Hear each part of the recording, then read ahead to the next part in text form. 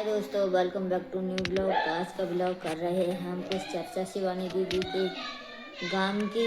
तो शिवानी दीदी के साथ जो हो रहा है बहुत गलत हो रहा है और उनके साथ इन लोगों को ऐसा नहीं करना चाहिए था, क्योंकि जो लोग कर रहे हैं उन पर क्या बीत रही है वो शिवानी दीदी को ही पता है। बुरा हमें भी लग रहा है, क्योंकि हम ब्लॉग देखते थे तो हमें भी बड़ा खुशी होती थी, अच्छा लगता था कि चलो इनके गांव वाले, इनके मोहल्ले वाले इनके साथ हैं। पहले नहीं थे, अब इनके साथ हैं।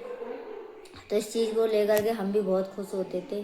आज भी हम दीदी के ब्लॉग देखते हैं, शिवानी दीदी के, तो बस इसीलिए देखते हैं क्योंकि जो दीदी ब्लॉग में अपना दिखाती है वैसे एकदम अपनापन जैसा लगता है।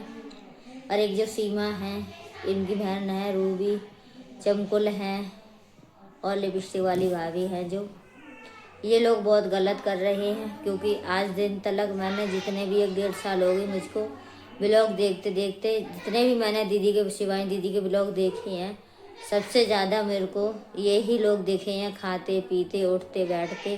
क्योंकि शिवानी दीदी हमेशा इन लोगों को अपना जैसा समझती थी, कभी नहीं समझा ये लोग हमारे नहीं हैं, ये पराए हैं, पड़ोसी हैं।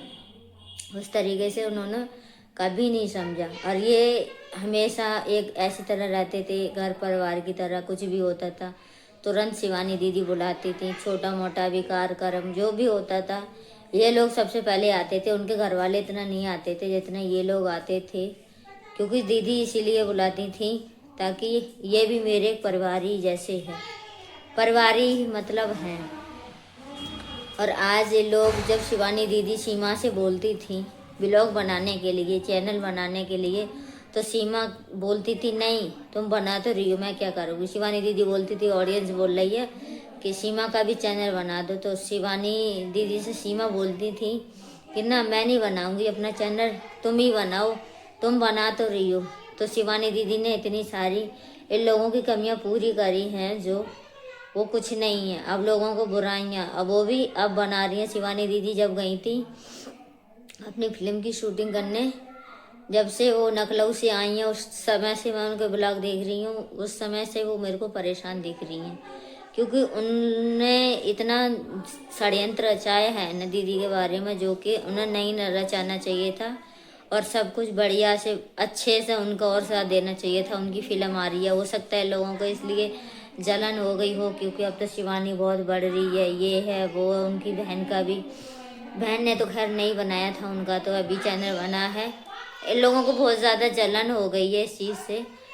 तो उस समय जब दीदी बोलती थी तो क्या हो गया ऐसा सीमा, उस समय भी आप बना सकते थे चैनल, क्यों नहीं बनाया। और शिवानी दीदी के साथ मैं हमेशा खड़ी रहूँगी, क्योंकि उनके ब्लॉग देख के मुझे एक अपने परिवार जैसा ही महसूस होता है और बहुत ज़्यादा खुशी मिलती है।